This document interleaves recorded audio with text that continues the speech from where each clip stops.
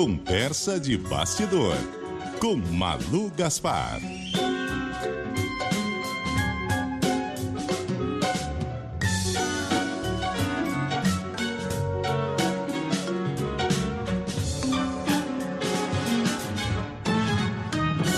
Muito bom dia para você, Malu Gaspar.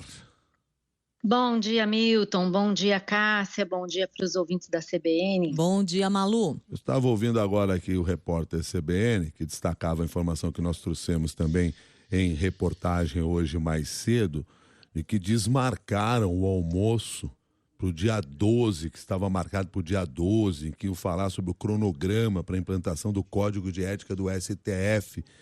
O presidente do STF, Edson Fachin, decidiu desmarcar o almoço depois das falas de ontem do Alexandre de Moraes, do Dias Toffoli. Quer dizer, não dá para fazer palestra, não dá para dar aula, não dá nem para almoçar agora. Não tá fácil a vida de dó, ministro. Milton. Nossa, você não ficou com dó do ministro Dias Toffoli, do ministro Alexandre de Moraes? Mas você tem que pensar a seguinte situação. Imagine você sendo ministro e tendo o teto constitucional para receber. Fosse só um mero advogado, poderia fechar contratos milionários com seus clientes. Olha, eu fiquei penalizado, menino. Que difícil a vida desses pobres ministros do Supremo. Pelo amor de Deus, né, Milton? Vamos falar sério. Cássia, Milton, o que a gente viu ontem foi um show de cinismo, né? Esses dois ministros, eles acham que a gente não está entendendo o que está acontecendo. Eu acho que quem não está entendendo o que está acontecendo são eles, né? Vamos falar sério.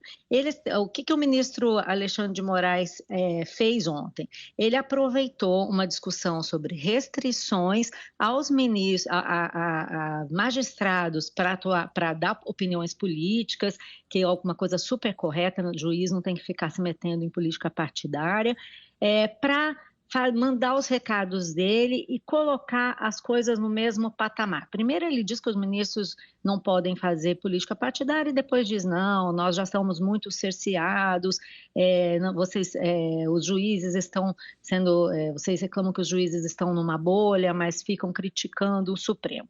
E aí sai rebatendo pontos que ninguém discutiu. Por exemplo, ele diz demonizar palestras, né, que estão demonizando as palestras, que os juízes já são super cerceados, só podem dar aula. Ninguém está demonizando palestra alguma, ninguém está falando isso. O que está sendo dito, um debate pertinente e muito consequente, que é ao qual o ministro Edson Fachin também já aderiu, é que esses ministros que dão palestras, que têm palestras pagas, que têm passagens para o exterior pagas, que andam em jatinho de empresários, têm o dever de transparência, prestar contas do que fazem, quanto ganharam ou se não ganharam, quem pagou pelas palestras, né, quem pagou as despesas de suas viagens, qual foi a remuneração envolvida, ou quem pagou as hospedagens, quem pagou quem custeou as viagens deles. Hoje, quando a gente pergunta isso para o Supremo,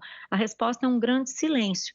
É um desprezo pelo dever constitucional, já que o ministro Alexandre de Moraes gosta tanto de falar em Constituição, é um desprezo pelo dever constitucional de dar transparência. O ministro pode ser o ministro mais poderoso do Brasil, mas ele ainda é um servidor público. Outra coisa, o ministro Toffoli reclamou da questão dos ministros não poderem ser acionistas, mas eles podem receber dividendos, tem ministros que são fazendeiros.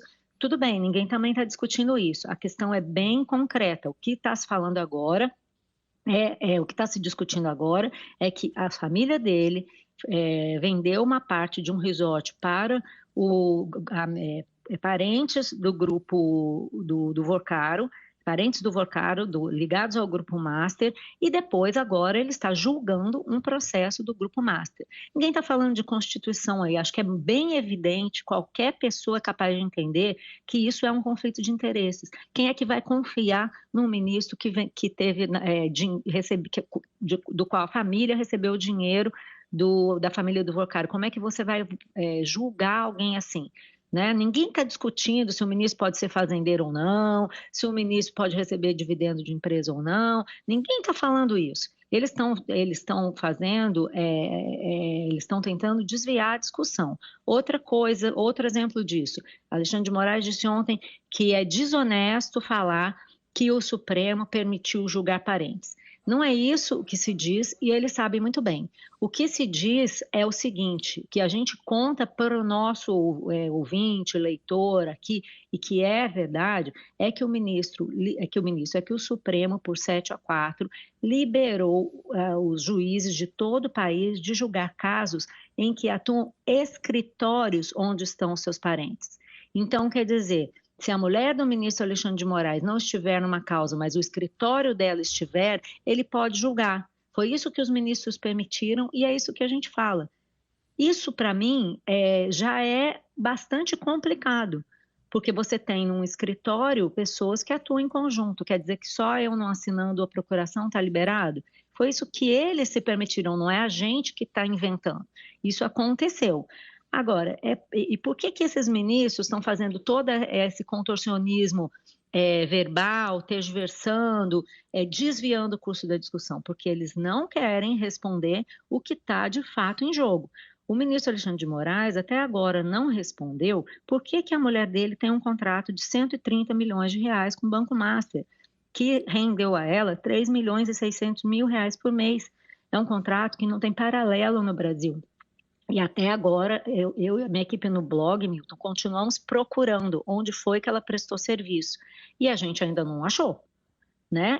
Então, seria bom que o ministro, ao invés de reclamar da imprensa, de acusar todo mundo de desonestidade, seja ele mesmo honesto e explique para o Brasil que tipo de serviço a sua mulher prestou e por que ele foi procurar o presidente do Banco Central para pressionar por uma solução para os problemas do banco.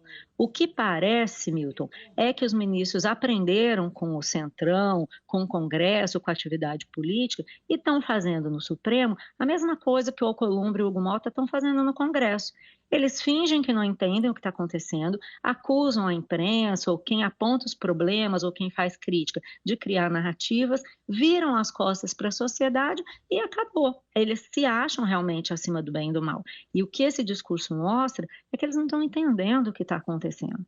E dentro desse tema, eu queria acrescentar aqui a informação que está publicada hoje no Estadão, do levantamento que foi feito apontando que parentes de primeiro grau de 8 dos atuais 10 ministros do STF tiveram um salto na atuação nas cortes superiores após a ascensão dos familiares à cúpula do judiciário. Foram contados 1.860 processos no STF e no Superior Tribunal de Justiça, com participação de parentes de ministros do STF.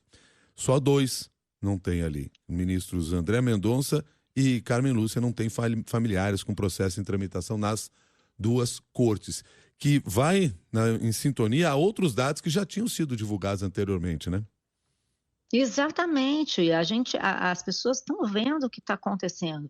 Não é normal que escritórios que não tinham causa nenhuma passem a ter muitas causas, centenas de causas, depois que os seus parentes se tornam ministros e começam a atuar na Suprema Corte. Está muito claro o que está acontecendo. Então, não adianta ir para uma sessão do Supremo e rir, debochar das críticas da sociedade, dizer que todo mundo é desonesto e não olhar para si próprio e não dizer que não vai prestar contas à sociedade.